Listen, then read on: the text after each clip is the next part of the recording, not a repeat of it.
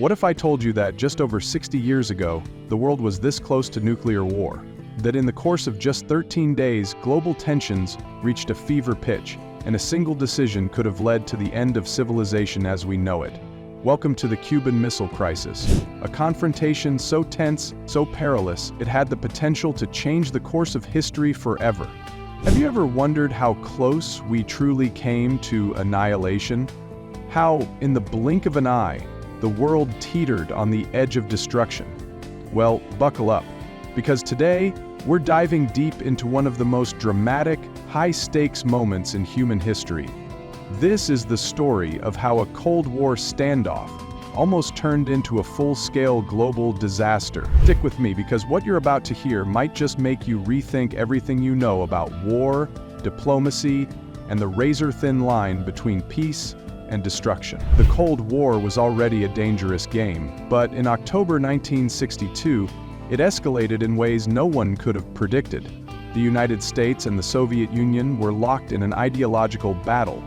Democracy versus communism. Freedom versus control. Both sides were on edge, each preparing for the worst, and then Cuba. Just 90 miles south of Florida, a young revolutionary Fidel Castro was ruling the island. And in the shadows, the Soviet Union, led by Nikita Khrushchev, was secretly positioning nuclear missiles there. Think about it. The world's most destructive weapons were now pointed straight at the United States. A powder keg ready to blow. But nobody knew it yet. It all started with a routine reconnaissance flight over Cuba.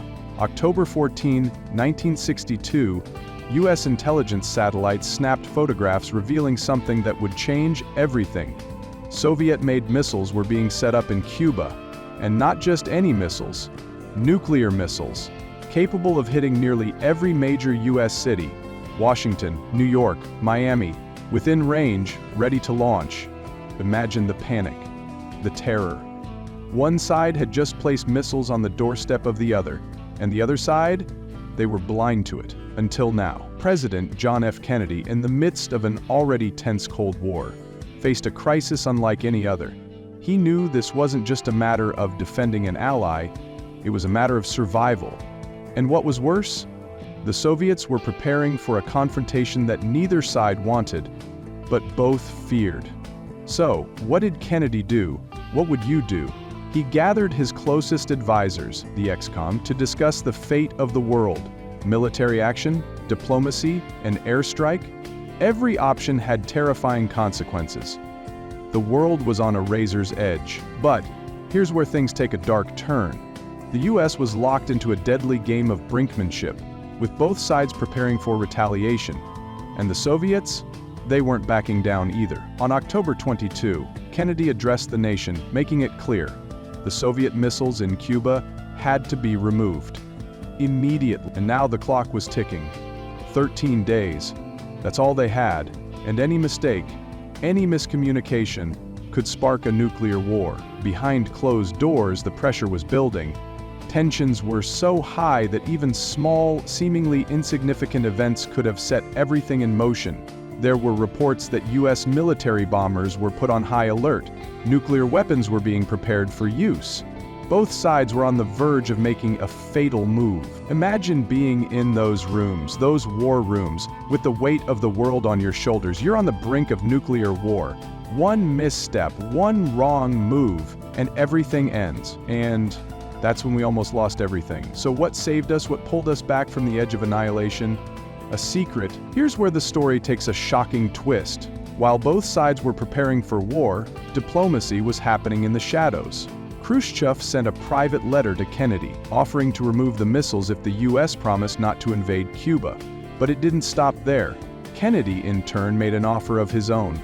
The U.S. would quietly remove its missiles from Turkey, a concession no one knew about at the time. This back-channel deal was the thread that held the world together. Without it, we would have spiraled into conflict.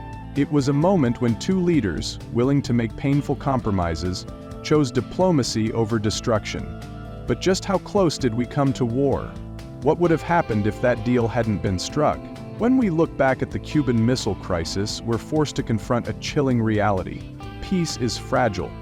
In those 13 days, the future of humanity hung in the balance. A single miscalculation could have wiped out millions, if not billions, of lives. So what's the lesson here? How do we move forward from this? Is it enough to simply rely on diplomacy when the world seems so divided, or is there always a risk that, at any given moment, one decision can change the course of history forever? As we reflect on the Cuban Missile Crisis, we must ask ourselves, how much do we really understand the cost of peace? And how easily could the world descend into chaos again if we're not careful? We survived, yes, but barely, and it wasn't because of luck, it was because of the difficult choices made in the face of global disaster. So next time you hear about rising tensions in the world, remember this story.